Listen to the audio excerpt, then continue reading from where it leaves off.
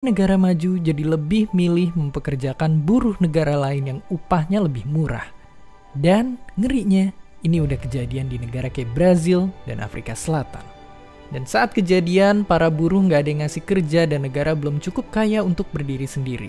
Saat itulah negara jadi susah banget untuk naik level jadi negara berpenghasilan tinggi. Dan mungkin untuk selamanya. Makanya itulah yang idealnya Omnibus Law Cipta Kerja pengen cita-citakan. Peraturan sapu jagat untuk memudahin investor ngebuka lapangan kerja buat buru-buru kita. Dan mungkin sekilas kedengarannya ini adalah hal yang baik. Tapi kalau gitu, kenapa banyak yang gak puas bahkan marah-marah sama undang-undang ini? Oke, pertama-tama kita harus ngerti singkatnya karena proses pembuatan Omnibus Law ini yang dinilai gak wajar.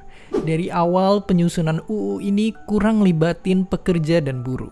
Selain itu naskah UU-nya sendiri berkali-kali direvisi. Abis itu bukannya ngasih akses dan kejelasan, pemerintah malah terkesan tertutup dan bikin bingung masyarakat.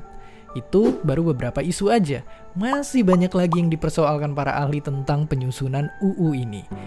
Terus walaupun sekilas kelihatannya UU ini bakal ngundang investor, di sisi lain mereka juga enggan ngasih duit ke negara yang gak peduli sama lingkungan. Faktanya, udah ada juga investor asing yang kecewa sama UU ini. Bahkan sebelumnya, Bank Dunia juga pun pernah minta pemerintah revisi UU ini karena dinilai bakal berdampak buruk sama lingkungan. Udah gitu, sekalipun investor beneran dateng, gak serta-merta masalah pengangguran Indonesia langsung selesai. Karena musuh terbesar ekonomi kita itu bukannya minim investasi, tapi maraknya korupsi. Bahkan kita bisa melihat fakta, data nunjukin kalau tiap tahunnya angka investasi kita terus naik, tapi tenaga kerja yang dihasilin malah terus-terusan turun.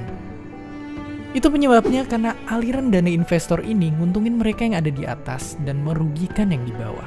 Kebanyakan investasi ini ternyata ngalir ke sektor jasa, bukan manufaktur apalagi pertanian.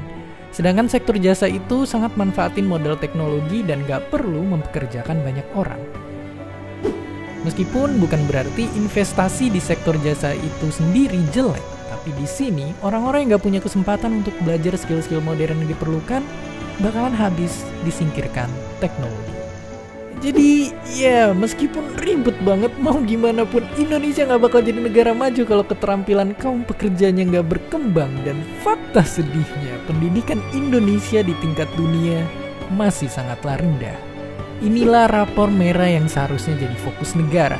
Solusi yang harus kita lakukan sekaligus PR besar kita